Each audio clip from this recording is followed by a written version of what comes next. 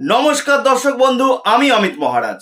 আজ আপনাদের বলবো, আপনার জীবনে কি কোনো সিক্রেট কোড আছে? 99% মানুষ তার আসল ক্ষমতা জানেই না। আপনি কি সেই 1%-এর একজন হতে চান?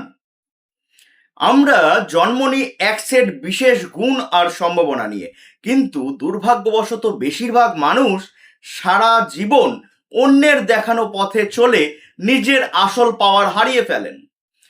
আপনার জন্মছক বা হরোস্কোপ হলো সেই ডিজিটাল কোড যা আনলক করলে আপনি জানতে পারবেন কেন বারে বারে একই সমস্যা ফিরে আসছে।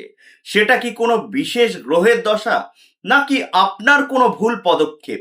আপনার হাতে কি রাজযোগ আছে? অনেক ছকে বড় সাফল্যের যোগ থাকে, কিন্তু সঠিক সময় অ্যাকশন না নেওয়ায় তা কোনো কাজেই লাগে না। কিভাবে নিজের চারপাশে একটি পজিটিভ এনার্জি বলয় তৈরি করবেন?